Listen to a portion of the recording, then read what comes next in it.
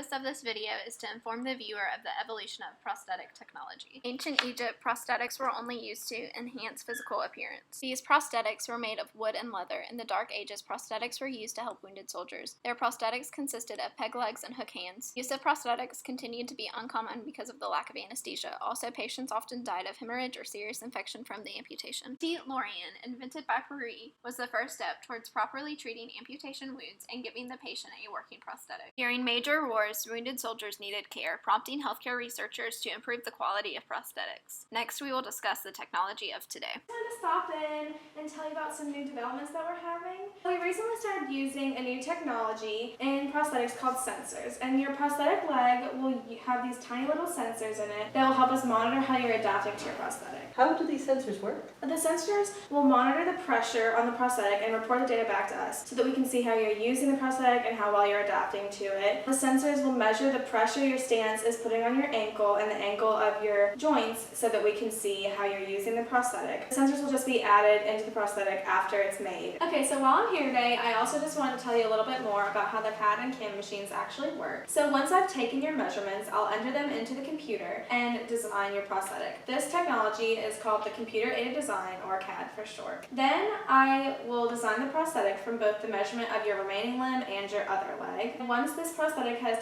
been designed in the way that I see fit, I will send the data over to the computer-aided manufacturing machine, or the CAM for short, and this will actually build your prosthetic. Could you tell me how the microprocessor knee is going to work? A microprocessor is an integrated circuit that contains all the functions of a central processing unit of a computer. Your microprocessor-controlled knee will provide you with a more natural gait, giving you better mobility. This mobility will allow you to do more things on your own and really just make all the activities that you do more comfortable. Not only is a microprocessor-controlled knee beneficial to the patient, it also makes the lives of nurses easier. Having a more mobile patient means that the nurse would have to spend less time with that patient. For example, the patient would not need help getting to the bathroom or need to use a bedpan. This creates more time for the nurse to spend with a more critical patient. Prosthetic technologies are only beneficial if the healthcare team knows how to use them. Therefore, protocols have been created. Protocols have transformed the world of prosthetics by giving the healthcare team an exact outline of how to interact with patients. Protocols have also taught nurses and doctors how to treat patients with prosthetics. These protocols make for more efficient care and can reduce unnecessary nursing errors, leading to better quality care for the patient. Prosthetics have changed and adapted over time as a result of the evolution of technology and culture. For example, this little boy you see here, Brio, has already challenged doctors to create a specific leg designed for him. It is lightweight like a blade, but has a foot attached. This prosthetic gives him the ability to walk or run just like any other kid. Prosthetics are still continuing to evolve as more advanced technology is created,